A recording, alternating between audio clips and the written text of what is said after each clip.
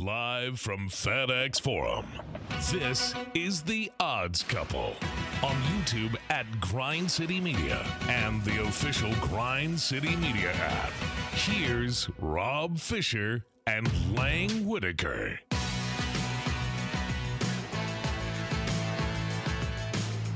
Hello, good people.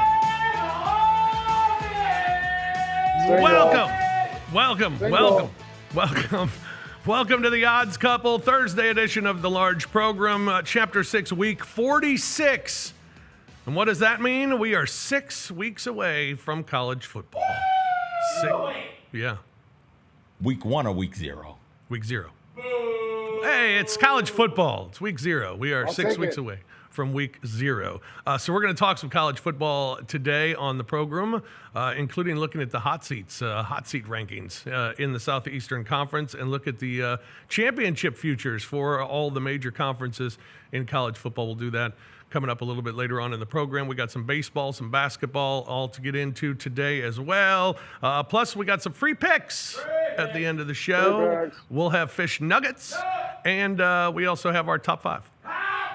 That's all coming up on the show here today. First, you can hear Lang. He sounds far away. It's because he is. He's taking his winnings again. Yep. I'm still at the balmy shores of the Grind City Media Resort and Casino.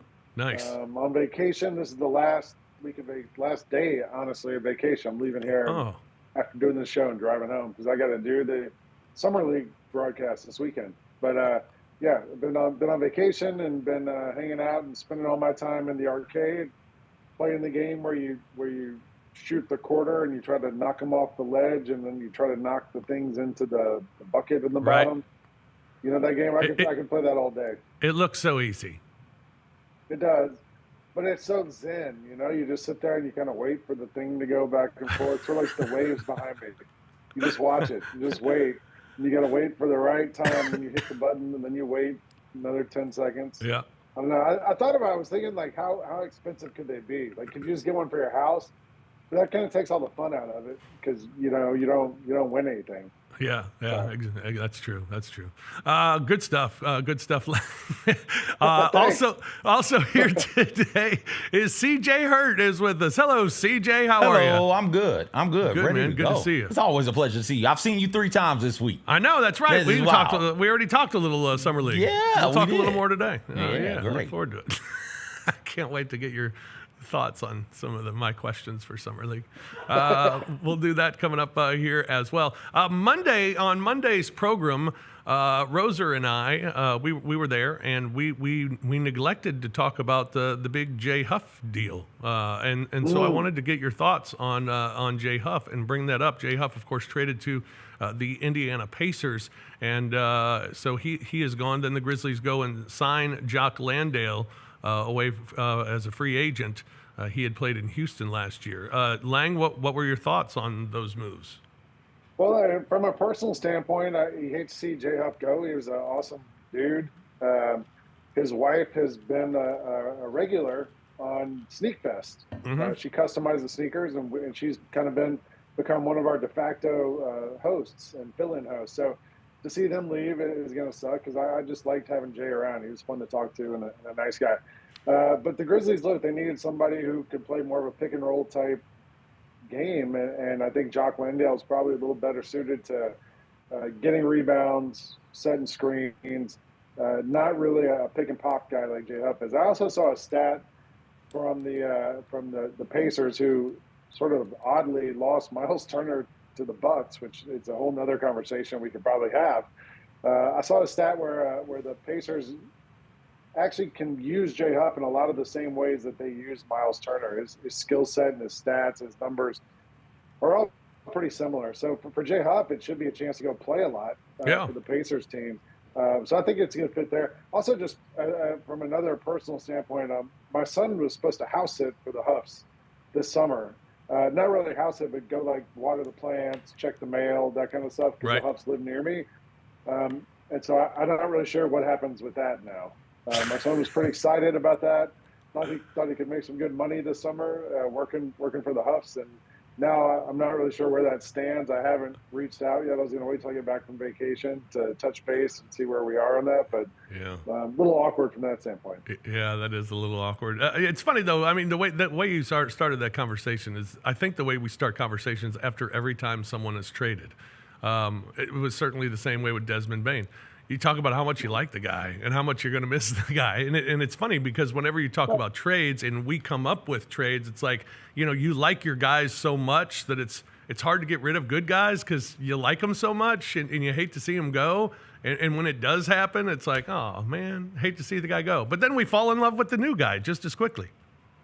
Yeah, but I think with Jay Huff, we kind of knew, like, from as soon as Zach Edey got surgery and we heard he was going to be out for a little while and you need someone to play bigger minutes, you kind of knew Jay Huff wasn't the exact right fit they were looking for, because Jay Huff was more of a Taylor Jenkins type center, honestly, from the start of the season, the guy who could shoot the ball, cut to the basket, all that kind of stuff. And I think you're going to need someone who's a little more physical, a little more rugged, that kind of guy. And so look, we went out and got an Australian guy named Jock. I don't know how anyone can complain about that. That feels like pretty grit and grind. Yeah.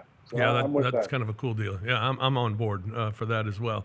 Meanwhile, the Los Angeles Clippers, CJ, they get John Collins and now maybe Bradley Beal. I hate to interrupt. We got breaking contract news. Breaking contract news. Shams is reporting that Jalen Williams is agreeing to a 5-year, $287 million. Hit the camera on Rob's face. His jaw just hit the table. $287 million deal with the Oklahoma City Thunder. So yeah, that just happened. Just broke. I've been dealing with a whole lot of breaking news recently, and I used to didn't get any breaking news. But yeah. So Shams is reporting that the Thunder have gone out there and once again signed one of their guys, and that's the benefit of being young. You can sign guys to the rookie extension, not to the max, because we know what max money is. Max money now is $70 million per year. Jalen Williams, if he keeps playing like this, will get the max one day, but he's on the rookie deal. He can't get it yet. Yeah. Wow. All right. Well, good for them. Well, I was going to ask you, Bradley Beal. Are you a Bradley Beal believer? Not anymore. A believer? Not anymore. Beal believer? At one point, I was a Beal believer. At one point, I thought Bradley Beal. People seem to think that if he goes to the Clippers are contenders in the West. I think the Clippers are contenders in the West as currently constructed. This is a team that was one game away from advancing to the conference semifinals against the Denver Nuggets. And the Denver Nuggets were one game away from advancing to the conference finals, the Nuggets and the Thunder in the next series. The Clippers are right there. The Clippers are right there, and I don't think you need to bring in Bradley Beal or saddle yourself with that contract. Is it still 2 years, I think, left on that deal? There's no reason for that. I know they lost Norman Powell. They lost him. They traded Norman Powell because they didn't want to pay him. So you're not going to pay Norman Powell, who's coming off of a career year, but you're going to pay Bradley Beal. Well, I think they're talking about buying him out. And then he'd sign a new deal. What? With the Clippers. I don't understand how that money works, but okay. Yeah. I don't. The Clippers are fine without Bradley Beal. I don't know why you would want Bradley Beal on your roster. I think what Fish is trying to say, CJ, is that the Suns are going to buy out Bradley Beal. Yeah, the Suns are going to buy him out. Yeah. So and then the Clippers will sign him to a new deal. Yeah. Got you. It would be like the Damian Lillard situation. Yeah. Like he gets bought out, he's a free agent. This deal to me makes no sense, Fish. Like I thought the Clippers were pretty good. Like they had a lot of wing guys. Every team in the NBA is looking for really good wing players. You got Norman Powell, who was all-star level last year for them on the wing. You just trade him to Miami. They kind of get him for nothing. And then you go out and get John Collins, who's been in trade rumors literally every season of his career. And Bradley Beal, like everyone thought he was going to make Phoenix better, and he didn't. Everyone thought he was going to make the Wizards better, and he didn't. Like, why is it all of a sudden different now that he's on the Clippers? So I feel like this makes the Clippers worse. And as a Grizzlies fan, I'm kind of glad to see them trade away Norman Powell and take a ride on the Bradley Beal train. Yeah, I'm not a believer either in Bradley Beal. I kind of believe in it going, the way it has been going. He doesn't play a lot of games, and when he does play, he's not a factor. I mean, he just he wasn't. And can every once in a while he have a Bradley Beal game? Maybe. I don't remember many from last year. None really stick out where I remember seeing Bradley Beal in the highlights and, Bradley Beal had a big night, and I don't remember that. So I don't know. To me, it's you're already dealing with Kawhi's injury issues. Why would you want to deal with this on top of it? And again, you got a solid defensive team, like beyond solid. The Clippers come in very good, and to start the next season, you think, that's going to be a top 5 NBA defense right there. You bring Bradley Beal in, and I'm not sure where that all goes for what. So best case for Bradley Beal is what at this point? 18 to 24 points per game. You can make that up if you're the Clippers. You don't need Bradley Beal for that. I agree. Yeah, but I don't think he's going to score 20 a game if James Harden's his teammate. It's sort of the same thing as being a teammate with Kevin Durant. Like, you have a guy who can score a lot of points, who's great, who's ball dominant, and Bradley Beal was great when he had the ball a lot in Washington, but the same situation now in LA, I think, for him. All right, another big story in the NBA. Brian Windhorst is creating story, it seems. Maybe. I don't know. But LeBron James and the Lakers are at odds. And earlier, I guess in the last week, LeBron James was at the Cleveland Cavaliers practice facility and posted a picture of him at the Cavaliers practice facility. And then LeBron went on to say how he does this every year, and this is not uncommon. Yet Windhorst is saying he's doing this. He always does his social media with a purpose, which could be the case. He's never posted things from the Cavs practice facility in the past, and he is now. And he's also saying that when they were talking about the contract and basically saying that LeBron wants to win another championship at some point, threatening the Lakers that at the end of this season he will be gone. Do you believe there's a LeBron and Lakers controversy, Lang? I don't know. I agree, though, that it does feel weird for him to post a picture from Cleveland. I saw that and I was like, huh. Like, I mean, if he's done that every year, why didn't we ever know about it until just now, until a couple days after he opts into the contract and says that he wants to win a title? He also posted a photo of himself with a hat that said home on it, or no place like home. And he reposted the Cavs sideline reporter, Allie Clifton, saying something about the Cavs. Like, she was wearing a LeBron jersey. Yeah. Yeah, there's been a couple of little things here and there that if you pull the Windhorse and you connect the dots on it, it starts to kind of make a little sense. But I would say, like, if the Lakers are gonna trade LeBron, like, I don't know how that works. I don't know what team can offer you, or what team is gonna want to offer you. First of all, you got to match the $50 million salary, but then, like, what team's going to trade that many players who are worthwhile and presumably younger, because everyone in the NBA is younger than LeBron, younger guys who can contribute to a team that, with the Lakers now are built around Luka. You just need some pieces around him. But for the LeBron camp, it feels like there's some sort of statement that he's trying to put out here. I don't know what that is. Like, okay, you want to win a title? Well, where are you going? Oklahoma City? Like, there's not a lot of places you can go at this moment, or I guess somewhere in the East. But I don't know. It feels very kind of odd. And if LeBron really wants to go somewhere and win a title, why didn't he just opt out of the contract? Yeah. Be a free agent. Go wherever you want. If I'm the Lakers, I would trade Bronny somewhere and then see what LeBron does now. CJ, do you like the LeBron drama? No, but I'm with Lang. I'd also trade Bronny and say, okay, LeBron, what's up, dog? Let's do this. You hop on social media. We're gonna make actual basketball moves that benefit us, and let's see how you like that. You're under contract with us for one more year. If you didn't want to, you're right, Rob. Why'd you opt in? 1, 2. He could have been traded to the Warriors during the season. At the trade deadline, around the trade deadline, before the Warriors made the move for Jimmy Butler, they inquired about LeBron James. They're like, yo, is LeBron interested?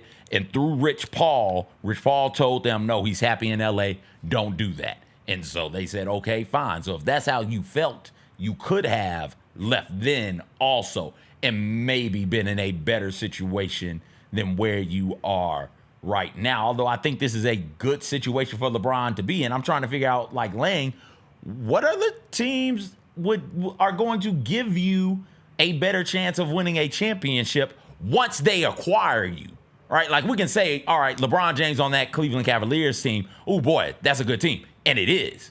But in order to get LeBron, you'd have to come up off of some of those pieces. And then how good are the Cavs now? Right. With LeBron James there. If you come up off of some combination of Garland, of Jared Allen, of Mobley, of Donovan Mitchell, of draft picks and other things like that. Like, how good are they once that move is done? So I think that the Lakers honestly are the place that gives LeBron James right now the best chance of winning a championship. You kind of got to make of that what you will. I think he wants them. LeBron is all about paying players also. He got all of those dudes on the Cavs paid way more than what you remember Timothy Mozgov and the money they were paying him. LeBron gets dudes paid. He's not only is he getting paid, he wants owners to go into that tax. And if the Lakers, and it doesn't seem like they're willing to because of the penalties that come with it, aren't willing to go into the tax and aren't willing to go, I don't know if they're in the, I'm certain they're not in the second apron quite yet, but if they aren't willing to be in that second apron, LeBron James has done this before where he's like, okay, I'll just leave. You better start paying Dellavedova. You got to pay Dellavedova like he's an all-star, damn it. That's, damn it, Dellavedova out there. Like, no, he's not good enough to make those types of decisions anymore. Yeah. And I think the Lakers will call his bluff. The one trade I heard that somebody floated this, I can't remember what podcast I heard this on, but they were saying it could be an interesting trade that sort of works under the cap and from a basketball standpoint makes a little sense on both sides. What about LeBron for Karl Anthony Towns? And then the Knicks get rid of that giant salary you're stuck with Towns for the next few years. And Towns on the Lakers, he's a pretty good rim runner type player for Luka to play next to. Can catch lobs, can shoot threes, all that kind of stuff. Was an all-NBA player this season. I think it was second team or third team. And then the Knicks finally get their LeBron experience that we've been hearing about for 15 years. So that was one I saw that made sense. Other than that, and you put LeBron in the East, a much easier route to the NBA Finals than it is in the West. But I don't know. It all seems doesn't seem like it makes a lot of sense from anybody's perspective. I'm not well versed in the tax and the moves that could be made once you get into the tax of all of this jazz. But they're both in the tax. The Knicks and the Lakers are both in the luxury tax. So I think that they can trade 1-for-1. But I'm not sure if they can pull that off without other moves needing to happen around them in order for that to be the case. But LeBron James to the Knicks is certainly intriguing. Gets to reunite with Mike Brown. I don't think that they left on their good terms, though. I'm not really sure how that worked out. But yeah, okay, whatever. Yeah, that would be interesting. It would certainly shake up the NBA for sure if LeBron were to move. But I don't think he's going anywhere. Summer League Grizzlies 1-2 in Salt Lake City in their first 3 games of Summer League. CJ, I'll ask you, what impressed you? What stood out positively from the Grizzlies in their 3 games in Salt Lake City? Oh gosh, that nobody of import looked terrible. Right, like that's the thing. We've talked about it because we've been up here two days watching Salt Lake City Summer League together and watching you eat all the delicious snacks, and we're shooting this proverbial shit over there while we're watching it. And it's, hey, you know what? Gigi looks like he doesn't belong. You bring it up all the time. Jalen Wells looks like he doesn't belong, and Cam Spencer looks good. Right, like Cam Spencer walks on that court and you think, okay, Cam Spencer looks like a good basketball player in this environment. Even somebody like Meshack, who has a really good feel, at least some good summer league feel for the offensive side of the court where the basketball is supposed to go. And it doesn't always manifest itself with assists or big plays or things like that, but he catches the ball and he just puts the ball where it's supposed to be. And if he can be that, he made a couple of threes and people are worked up about that. But if he can be just somebody who puts the ball where it's supposed to be and every now and then knock down some threes, you're not going to ask him to take 6, 7, 8, 9 threes a game. You're going to ask him to take, if you're open, 3, 4 threes a game and make the right play. If he can do that on the offensive side of the court and if that feel is there offensively, I think he's a tenacious defender. And that means you can play him now. you can play him, and that's one more wing player that you have potentially for the Grizzlies to be able to get out there, get in passing lanes, get on ball pressure, and somebody who can be switchable on the perimeter, and maybe even Lou Dort style, Alex Caruso style, switchable on certain bigs that you come across in the NBA. Well, and it's almost the opposite for Gigi, what you're saying. You know, Gigi Lang looking so good offensively, especially with his drives to the basket. He was looking great doing that. He's scoring a lot of points. He's doing everything offensively you want to see. He's going to be on the floor if he can defend. And I don't think Gigi needs to be a great defender, but with his athleticism, with his length, it's going to be about effort. And if he can have an effort out there, I think he could be good enough to find himself minutes on the floor. Yeah, I agree. And we saw those couple of highlights where Gigi blocked the shot and run down the court and all that stuff. But you just got to try. And I think the most interesting thing with Gigi to me was the story Drew Hill wrote in the Daily Memphian the other day, where Gigi was talking about how last season when he got sent down to the G League, he was feeling like he wasn't getting a fair shake. He didn't know what they wanted from him. He just felt very upset. He ran into Ty Jerome in a gym somewhere, who now is his teammate.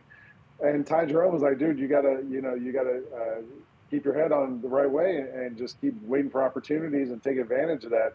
And Gigi said it kind of gave him a different look at things and helped change his mindset. I think to me with Gigi, the best thing you're looking for is just to play downhill. You know, we saw him, like, he's very comfortable shooting three-pointers, shooting long three-pointers. He makes them. He's a good shooter. But he's got to play downhill, and I think defensively, if you try, you got Jaren behind you. Like, you're going to be okay. Like, if you lose your man, as long as you're making an effort and moving your feet on defense. But offensively, play downhill. Like, we don't need someone just to stand around the three-point line and shoot three-pointers. Get to the basket, get fouls. We got a frozen line. Oh, there he is. I'm back. We saw Gigi make a lot of those drives to the baskets, I think, and that was like, to me, the most impressive part of his appearance in Summer League so far. Yeah. All right, we'll talk a little more Summer League coming up later because there's a big one tonight. Huge Summer League game going on tonight. But a little Major League Baseball. Tuesday night in Milwaukee, the Brewers took on the Los Angeles Dodgers. And if you remember, if you're a viewer of this program, you'll remember I told you Jacob Mizorowski. You take the Brewers and you take Mizorowski over strikeouts. His strikeout that number that night was 5.5. He hit 12, and the Brewers knocked off the Dodgers 3-1. It was an easy parlay. He's been money in 4 of his 5 starts so far as hitting the over in strikeouts and getting the win. He's 4-1, and all 4 wins he has hit the over in K. So Jacob Mizorowski, keep that on your list of guys to make sure to look out for to bet in baseball. He's been amazing. I like that. Yeah. So just anytime I see, what's his name, Mizorowski? Anytime I see Mizorowski on the Miz, that's fine. Anytime I see the Miz on the mound, I know money on the over on the strikeouts. Over on the strikeouts. Gotcha. And take the Brewers to win. And parlay it together, and you're in good shape. Also, last night, Ronald Acuna just continues to amaze. Another home run last night to lead off the game against the Athletics, and I love his celebration. But Acuna homers again last night. He's going to be starting in the All-Star game. He didn't start a game this year. He started the 50th game of the season for the Atlanta Braves and has made the All-Star team. The only guy to start fewer games or to start later in the season and make the All-Star team was Joe DiMaggio. So it's pretty impressive what Ronald Acuna is doing. But Lang, there was some, I think it was MLB Network who came up with it about the Braves being interested or open to talks regarding Ronald Acuna and possibly dealing Acuna because of the way that the season is currently going for the Braves. Now, Jim Bowden, former GM. Yeah. He came out, tweeted today, just to be clear, the Braves have no interest or plans to trade Ronald Acuna Jr., nor will they even consider offers for him, according to multiple GMs who have inquired after some various media reports. What did you think of the media reports, and does it make sense? Does it not make sense? Well, first of all, Acuna hit 2 home runs last night. He hit another one later in the game after that leadoff homer to start the game. But it helped that we were playing the Oakland A's, who blew us out 2 nights ago. Look, the Braves have been a disaster this season. Acuna has been the only thing that's been great about this season. and he's been able to be consistent since he came back in game 50. He's still not stealing bases, but he's starting to make plays out in the outfield. He's starting to look a little better on the base pass, and he's hitting the ball hard. He's actually had a little bit of a slump the last 2 weeks, but started to hit it again. And I think, he's going to be in the home run derby next week. So the whole All-Star game being in Atlanta, I think might have helped play a part in him making the All-Star team also. But as far as trading him, I think the Braves have a lot of other players that they could trade and hopefully will trade at this trade deadline. If they're out of it, they're pretty much out of it. But, maybe a team's looking for Ozuna, who's in the last year of his contract. Ozzy Albies has been a disaster. Michael Harris has been really bad. Both of those guys are signed to long-term deals. Maybe someone thinks they can go get them. But for the Braves have some other guys in the bullpen too. Pierce Johnson, Iglesias is in the last year of his deal. There's a bunch of guys they could move and get some pieces, and I think they still need to get some pieces. Their farm system's been pretty decimated the last couple of years as they kept trying to make runs for it and trading at the trade deadline to add pieces. So I think they should make some trades at the deadline. I don't think Acuna should be one of them. The way people reacted in Dallas to Luka being traded, I think is similar to how Braves fans are going to react if Acuna gets moved ever. And, we've seen the Braves let Freddie Freeman go. They let Max Fried go the last few years in free agency.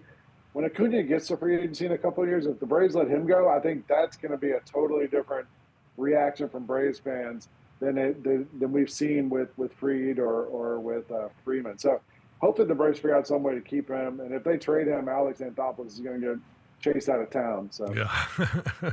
Braves in action again tonight at Sacramento against the Athletics. The National League, when you look at the futures, the Atlanta Braves are not on the top sheet, and they are neither are my St. Louis Cardinals. They are not there either. The favorite right now for the National League is the Los Angeles Dodgers at plus 120. The Philadelphia Phillies now second at plus 470, followed by the Mets, the Cubs, the Brewers, and then you got the Padres and the Giants. Interesting, two Central Division teams in the top five there for the National League. Wow. I might go with the Brewers. Seems like a lot of value there. I don't know. I wouldn't bet the Mets. Maybe the Cubs or the Brewers, just as a team that could kind of surprise people. Yeah, Brewers at plus 1,600 now with Mizorowski, and Woodruff just joined the rotation as well. Yeah. Their rotation's really good. Then you look at the American League, and it has shifted. The Detroit Tigers are your favorite to win the American League, ahead of the New York Yankees. The Yankees at plus 330, the Tigers plus 250, so pretty close there. And then the Astros, the Houston Astros, are plus 400, followed by the Blue Jays, the Rays, the Mariners, and the Red Sox on that list. I think a value one there. I don't know. Toronto's in first place, but I don't know if I believe in them. I don't. What about Tampa? Why not Tampa? I mean, here they come again. They're playing in that terrible stadium, but they're pretty good. Love when Tampa come. Yeah. All right, there you go. Your American League futures as well. We will take a break here on the Odds Couple. When we come back, we're going to look at the coaches' hot seat rankings for the Southeastern Conference coming up for the football season, with SEC Media Days are next week in Atlanta at the College Football Hall of Fame. We'll talk about that, and we'll look at some of the futures for the conference championships around college football, plus fish nuggets, all next here on the Odds Couple on Grind City Media. Boys time.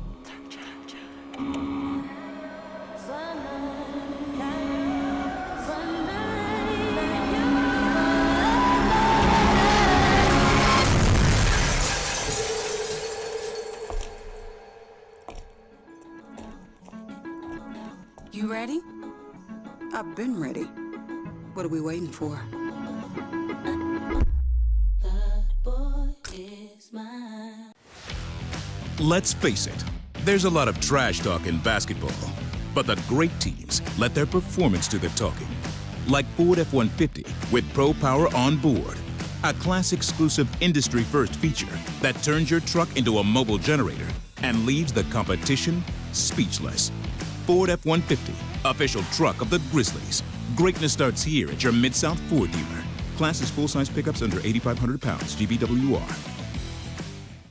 get to the main event.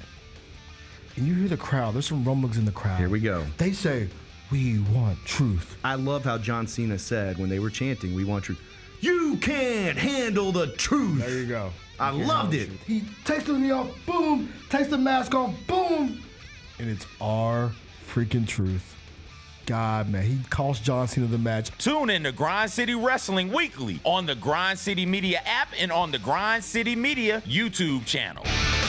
It's time for our Pick Six, Mike.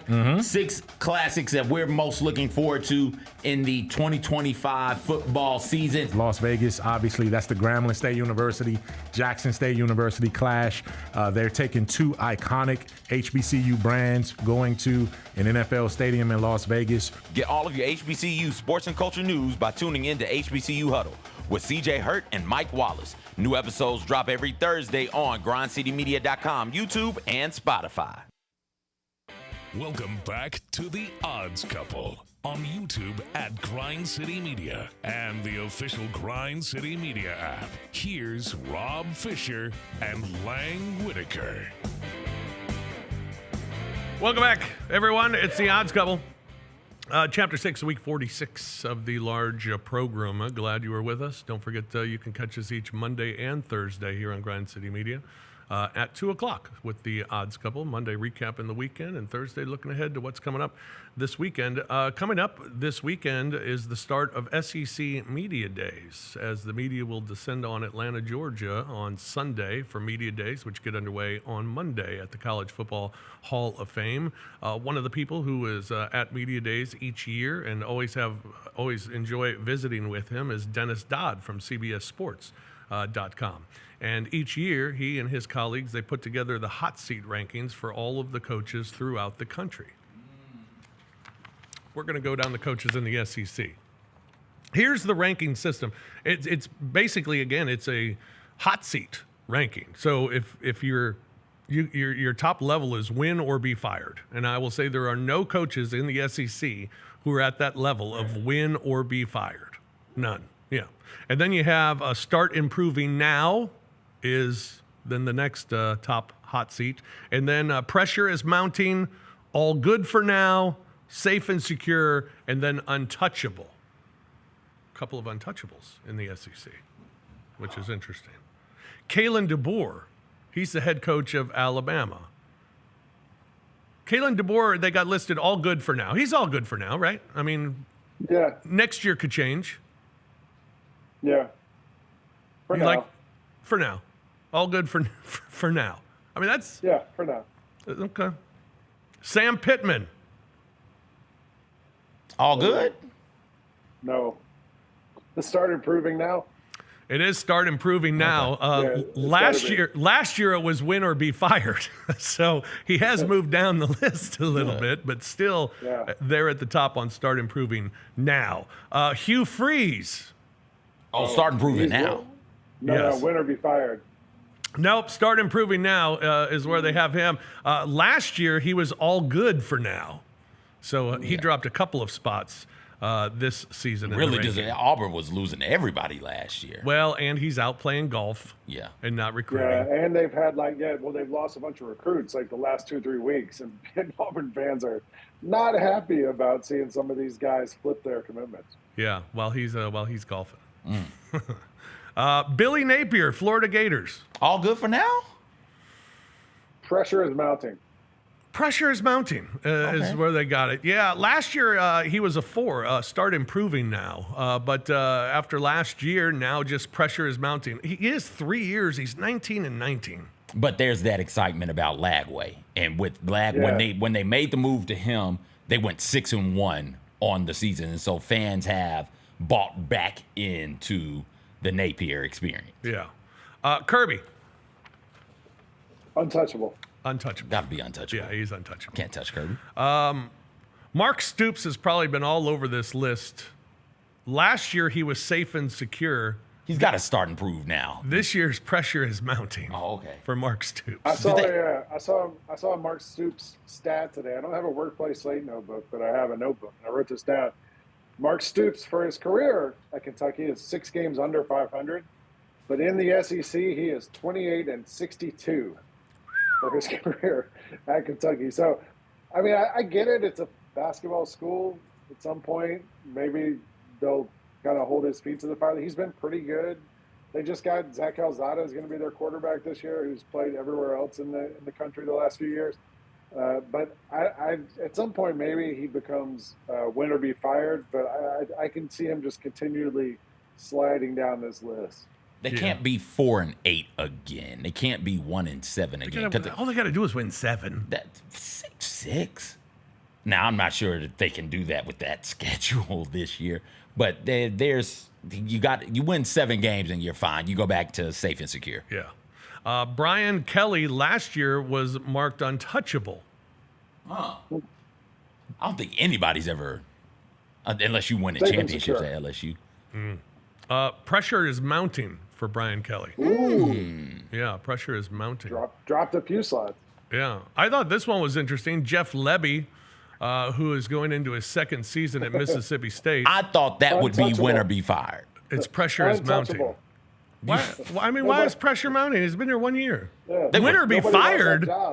They were terrible that 1 year. I know. They were really bad. They were really, really Did they get bad. 2 wins? They were winless in the SEC. They were 2-10. And got 2 wins? Yeah, even in the first year, even coming off of all of the turmoil that is, I hate to do the sports thing when talking about somebody dying, but like that Mike Leach death really set them back at Mississippi State. So even with all of that, still with 2-10, I would think that it would be win or be fired, but he's killing it on the recruiting trail also. So maybe that's why. What were you saying, Lane? You could hire Bill Belichick and his girlfriend, and they ain't going to win 3 games at Mississippi State this season.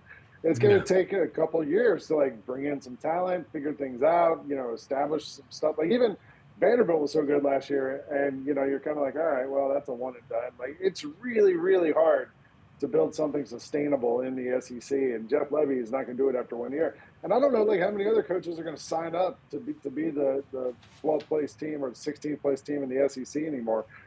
So I think if you get a guy who really wants to do it, who's willing to work hard at Mississippi State, you got to give him 3, 4, 5 years to try to at least establish something that makes you think, all right, we got something here. We're gonna talk about over under win totals today. Not today. Not today. Okay.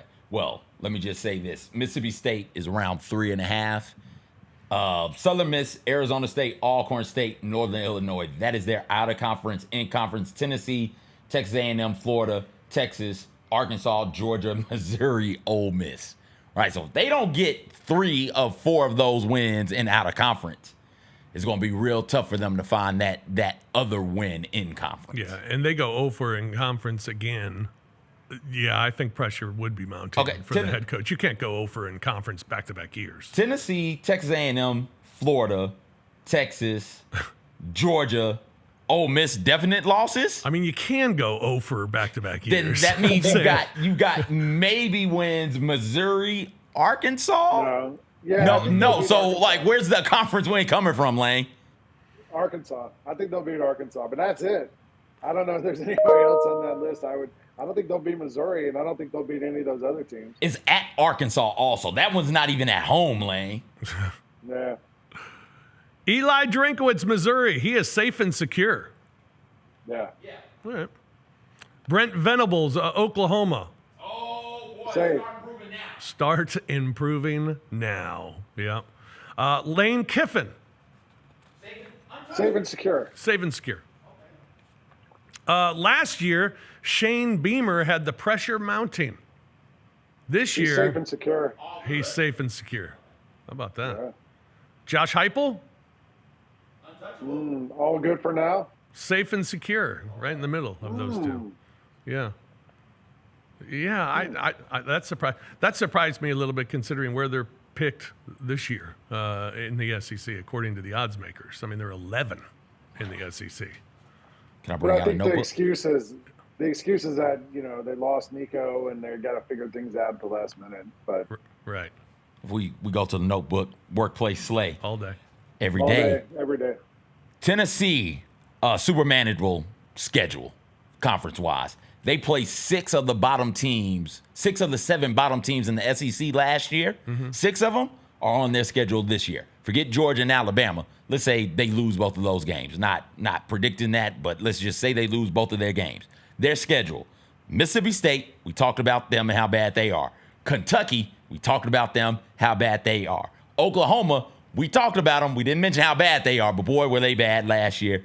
Vandy, Arkansas, and then Florida, and Florida might be pretty good. So that's their schedule. Wow. So they could be from a record standpoint right back where they were at the end of last year, which is right there with a chance to be in the CFP again. Yeah. That and the out of conference is a joke.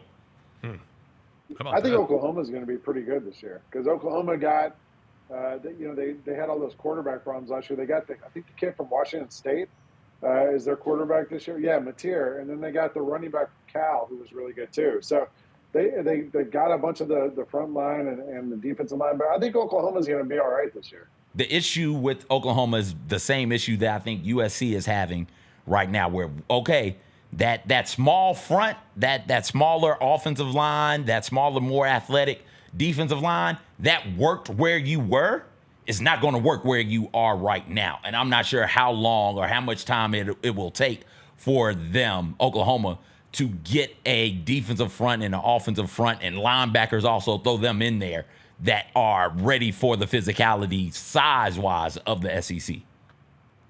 There you go. It just means more, Lang. Just means more. Steve Sarkisian, he's untouchable. Mike Elko going into year 2 at Texas A&M after a 8-5 debut season, safe and secure. Really, I don't think you're ever safe and secure at Texas A&M. I think you're always in a state of start improving now. Yeah, they seem to like him though. Yeah. Clark Lee at Vanderbilt. Last year, they had him start improving now. Untouchable? He did. They're safe and secure. 7-5 at Vanderbilt. 7-5 at Vanderbilt makes you untouchable, dog. He's 16 and 33 overall. Thing. Yeah, he'd make a coach at Vanderbilt as long as he wants to. Ryan Silverfield, Memphis Tigers. We'll go out of the SEC. All good for now. Yeah, all good for now. Safe and secure. Really? And was safe and secure last year as well. Okay. How about that? All right, there you go. Coach's Hot Seat. Coach's Hot Seat rankings. All right, let's take a look at some of the futures for the championships coming up this year in college football. We'll start with the SEC. Texas is the favorite at plus 280, along with Georgia at plus 280. Alabama then at plus 490. LSU plus 700. Then you have Texas A&M, Ole Miss, Florida, Auburn, Oklahoma, South Carolina, Tennessee at plus 3,300 in the 11th spot. Wow. I'm surprised behind Florida, South Carolina and Florida. Yeah, I'm surprised Florida is as high as they are on that list. I know Lagway was good. South Carolina, to me, yeah, he was good. Then he got hurt. And then South Carolina, they have Lennar Sellers. They're going to be good. They're going to be a good team this year. If I was looking for to actually put some money on one of these teams and place a bet, I might. I mean, I hate doing it, but I might bet on LSU because they have Nussmeier back, and then they get Harold Perkins. He was hurt all year last year on defense. He's an All-American player. They get him back on defense. So I don't know. I think if I was actually going to put money down and try to find some value, I'd probably go with LSU. Yeah, Florida coming off of the season where they, after starting off rough, and I was on these airways by October, by that Tennessee loss, they're getting rid of Napier. You were calling his fired day. Couldn't wait for it. And they held on Lagway 6-1. We've mentioned that they won their last 4 games. That includes wins over LSU at home and Ole Miss, and then you beat Tulane in the bowl game. And so those are 3 at the time. Quality wins. And I think that and the hope around Lagway shifted the thought about what Florida is and what Florida was and why I think not so much money, but why I think Florida has better odds than Tennessee does right now. The belief in Lagway and Napier to get that thing figured out down there. And it's not an atrocious schedule that the Florida Gators have. Yeah. All right, up next, the Big Ten Conference Championship game winner, Ohio State at the top of that list at plus 185, followed by Penn State at plus 240, Oregon plus 340, And then Michigan back at plus 1,100, followed by USC at 2,000, Nebraska plus 3,800, and Iowa plus 3,900. CJ? Surprised Oregon is behind Penn State. Also surprised. Well, it's plus 2,000, so it's not like they're saying USC has a real chance. But yeah, I think those top three are right, but I'm surprised USC is sitting there top 5 in odds there. Top 3 is right. I changed the order. I'm super concerned with not necessarily if Ohio State wins a Big Ten. I'm wondering if they'll beat Michigan ever again, damn it, because they hadn't done it in quite some time. I can't remember the last Ohio State win over the Michigan Wolverines. And Michigan could not throw a forward pass last year. As I go back to the notebook, Michigan ranked dead last in the nation in passing yards per attempt, 5.4. Only 3 teams average fewer passing yards per game. You want to take a guess on who those were? Army? Yep. Navy? Yep. And Air Force? Yeah, damn right. Really? And if there was a Space Force, they'd be in there also.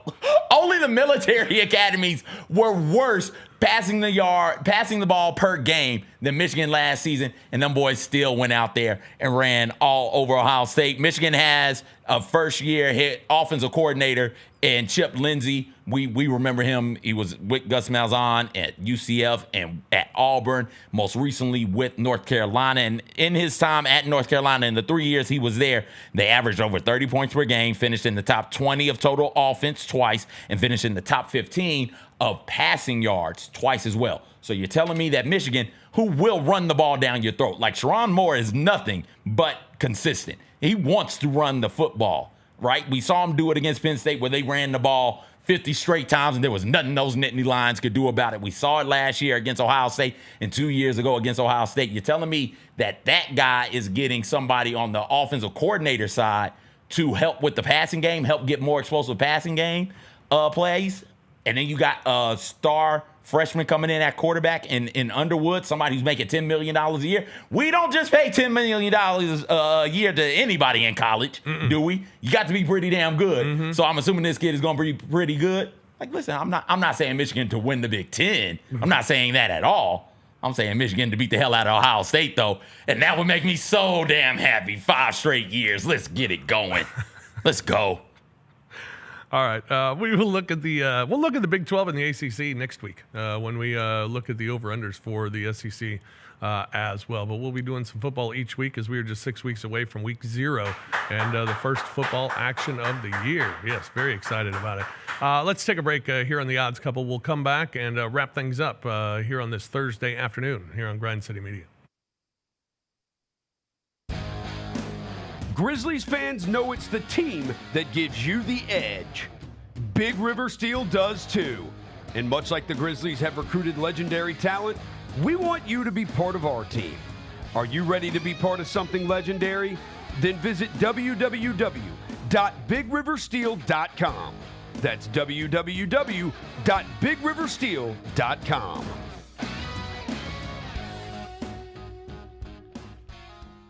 Kroger shoppers and Grizz fans, want exclusive last-minute discounted ticket deals texted straight to you during the Grizzlies 2024-2025 season? Sign up with the new Kroger Buzzer Beater deal. Fans can sign up by texting Grizz to 636-479 or visit your local Kroger store in the Delta Division and scan the QR code. By signing up, you agree to receive recurring automated promotional and personalized marketing text messages from the Memphis Grizzlies. Consent is not a condition of any purchase. Message frequency varies. Message and You get to the main event, and you hear the crowd. There's some rumblings in the crowd. Here we go. They say, "We want truth." I love how John Cena said when they were chanting, "We want truth."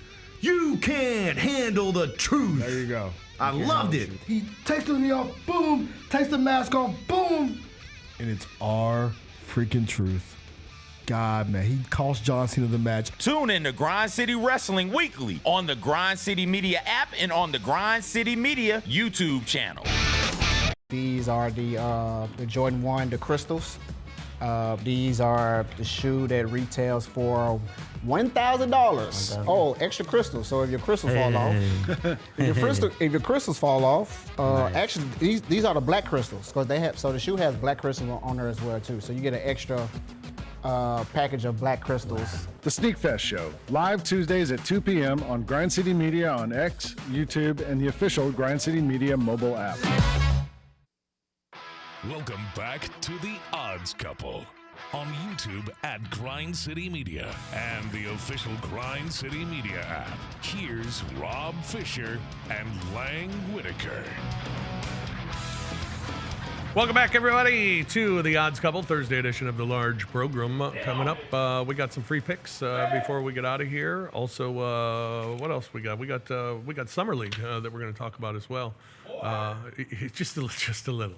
I'm just going to tell you when the next game is. That's all. CJ, don't worry about it. But right now, we got our top fives. And our top five today, with SEC Media Days coming up next week, top five intriguing teams out of the SEC. Who intrigues us out of the SEC this year? The top five teams that intrigue us this year. All right, I'll go ahead and get started. Number 5 on my list is Vanderbilt.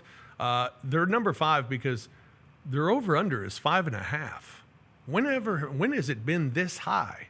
You might have to go back to James Franklin to find an over-under of 5.5 for the Vanderbilt Commodores.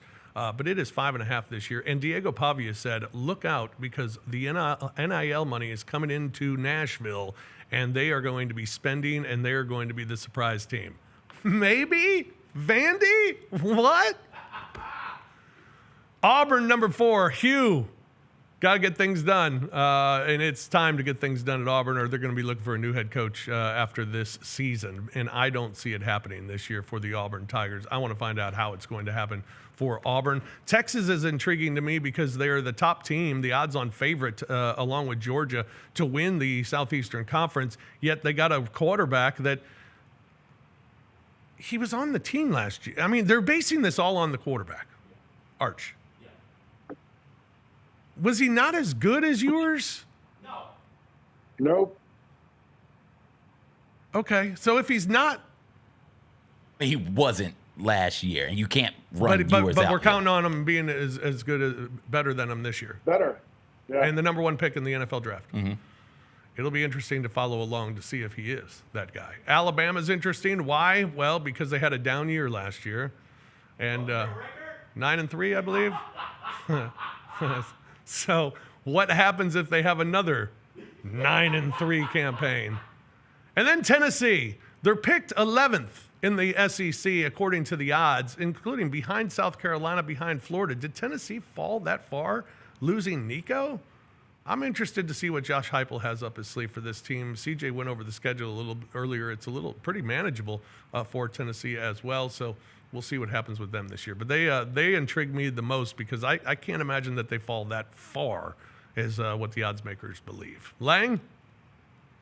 With Tennessee, I'd say it's not just that they lost Nico. They also lost James Pierce and the running back, Dylan, what's his name? But yeah, my list, I had my top 5, and it's not on. There we go. I had Georgia number 1 because we're going 5-1 or 1-5. 5-1. I'll stay with let's go 5-1. I had Diego Pavia on who said it a couple weeks ago where he was talking about Vandy's going to run this state. You know, now they're spending some NIL money. They're suing the government to keep Pavia in school. All this stuff. Like, let's see if Vandy can replicate what they did last year. Not even be better, just kind of replicate what they did to establish something there. South Carolina, I love Lenara Sellers, their quarterback. I like Shane Beamer too. He's a little weird, but seems to kind of get everyone bought in. The fans seem to like him, and they kind of have a little bit of an identity now. So South Carolina is a team that, to me, is hopefully going to be one of those surprising teams in the SEC. I put Texas in there too, Rob. Same reason. Like Steve Spurrier said on his podcast a couple weeks ago, like, this guy couldn't get on the field. Arch Manning couldn't get on the field behind Quinn Ewers, and Ewers was a 6th-round pick in the NFL draft. The one thing I would say is Arch Manning played against Georgia last year because Ewers got hurt, and he's a different type of quarterback. He runs. He's able to get out of the pocket. He's more mobile. Changes things a little bit for Texas. But, yeah, is he that much better? I don't know. Alabama, like, I'm curious now what happens now. Now Kalen DeBoer can't be like, well, we have other players. You know, I don't have my guys here. Like, you've had time to get your guys there. Milrow's gone. They're using his backup as probably the starting quarterback, but he has a guy who transferred in from Washington. And then there's a freshman who's real highly touted too. So 9-3 to me, great. At Alabama, not so great. And when one of those three is losing to Vanderbilt, that's really the insult to it. I got Georgia number one. Like, everyone's talking about how they're one of the favorites in this thing. Well, let's see what Gunnar Stockton can do, because when we saw him in the playoff, wasn't that great? He was okay, but he's only started one game in his college career. Georgia has added some guys on other sides of the ball, but running back to me is going to be the other thing with Georgia. Like, they were, I think, 14th in the SEC last year running the ball, maybe 15th in running the ball. They've got to find some guys who can carry them on that side. They had some injuries last year. Those guys are back healthy, but Georgia's got to find some answers on the offensive side to me. And for them to just kind of be the de facto number one, I don't think that's quite right. But that's my list. All right, CJ? Alabama last year, those 3 losses, Vanderbilt they should have beat, Oklahoma they should have beat, and then they lost, and not just beat badly. And then they lost their bowl game to Michigan, which they also should have ran off of the field. If Alabama wins those games, they're sitting there with 1 loss to Tennessee, and then they get to where they want to be. I understand that. They were just outside of my most intriguing teams. Texas A&M is number 5 for me. Marcel Reed, NBA's finest, Roll Red, gets the offense fully under his grasp now at the starting quarterback position. I like the KC Concepcion addition, wide receiver from North Carolina State. His freshman year, he really popped off the screen. It was like, oh, this dude is going to be special. And then last year, not so much. I think everything went bad for North Carolina State last year, and he didn't look as special. I'm intrigued by that tandem right there. Reed didn't do a tremendous job pushing the ball down the field, more of an athlete with his legs. We'll see how that all works out in his second year. Arkansas is number 4 for me. Taylor Green was sacked 32 times last season, and the Razorbacks allowed 36 sacks total on the year, making them good for 114th overall. If they get that offensive line figured out, they got 3 returning starters, and they went out here, and checks and notes here, they grabbed Corey Robinson II from Georgia Tech, who hasn't allowed a sack since 2022 to play the left tackle spot. So the Razorbacks get that offensive line figured out, protect the quarterback, second year in the system, and get the run game going. They could be an interesting team. Mississippi State is on there just because running through their schedule, I'm not sure where the SEC wins come from, and I'm not all that confident that they beat Northern Illinois either, right? Like, I'm curious to see what happens in Levy's second year at Mississippi State. Ole Miss is my number 2. Lane Kiffin is having a historic run at Ole Miss. Ole Miss, back-to-back 10-win seasons for the first time since 59-60. Ole Miss, 3 of their last 4 seasons have been 10-plus win seasons for the first time since 59-62. And all of that success, still no appearance in the SEC championship game, no SEC title to show for it. Eventually, you would think that they have to get over the hump, and Lane Kiffin is the coach to do so. But if they don't, how long before 10 wins is no longer enough at Ole Miss? So that is on there. And then Tennessee is on there for me, not just because it's the Power 5 school in the state, or one of the 2 Power 5 schools in the state, but laid out their schedule. They've got I think we all think they beat Syracuse, and that's their toughest out-of-conference opponent. So that's 4 wins right there. And then we ran through the schedule earlier in the show just from a predicted win totals for their opponents. 5 of their 8 conference opponents' win total predictions are under 6 games, right? And then some of them are Oklahoma, and I forget the other one, where it's like 6.5, right? So it's like, okay, this is manageable. Tennessee could be right back in the CFP and be a worse team. Dylan Sampson is gone at the running back position for the Volunteers, and so they'll have to find a way to replace that. But I trust Josh Heupel to find a running back and find an offense that works for him. He's done it before. He'll do it again. Yeah, I'm with you. All right, there you go. Our top 5 intriguing SEC teams. A couple of games that are going on tonight. We got a big one tonight, Summer League action in Las Vegas. Cooper Flagg making his debut against Bronny.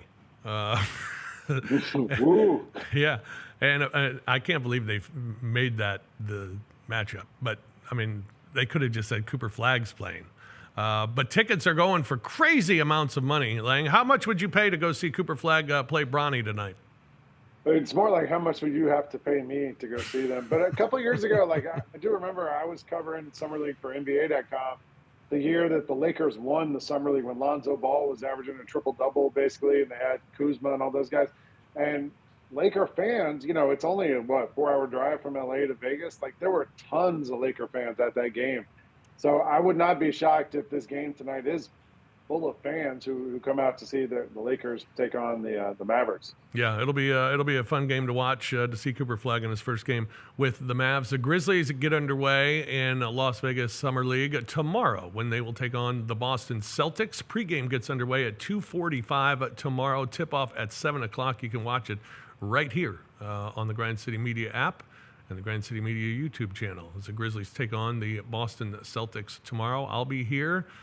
Gary Parrish will be here. Bennett Doyle will be here. And Michael Wallace will be in Las Vegas. So we'll have it covered for the game tomorrow beginning at 2:45. All right, a couple of free bets. Anybody got free bets for tonight? I got one. All right. Well, not tonight, but this weekend is the Club World Cup final. Mm-hmm. We didn't have Coach Carl on to talk about it with us, but PSG playing Chelsea in the final game. PSG is rolling. They've shut out their opponent their last 3 games. They won the Champions League. They just beat Real Madrid 4-0 yesterday or 2 days ago. So I'd bet PSG. They're favorite to win, but whatever, take them. I think they're going to win. I might even actually put some money on them shutting them out because they've been so good and they've played so well these last few weeks. Like I think they're gonna roll and they're playing like they have something to prove, and I think they might do that in the championship game. All right, PSG on Saturday. CJ? I'll give you a future if that's okay. Yeah. Tennessee over 8.5 wins. Tennessee over 8.5? Yeah. Okay. I'm going with the Braves tonight, Lang. Minus the 1.5 at the Athletics, and Spencer Strider's on the hill. We're going to get him for 7 Ks as well. Yeah, he's only 3-7 on the season, but that's the game we're going at. Braves minus the 1.5, Strider 7+ Ks tonight. A little parlay for you here on this Thursday edition of the Odds Couple. All right, that's going to do it for us here this afternoon. Thank you for joining us. Good luck with all your bets this weekend. Have a great weekend. We'll be back with you on Monday at 2 o'clock here on The Odds Couple. For Lang, for CJ, for Roser, who wasn't here today, but he's in Las Vegas at Summer League. You'll see him on The Chris Vernon Show. Until Monday, have a great weekend, everyone. We'll see you then on The Odds Couple.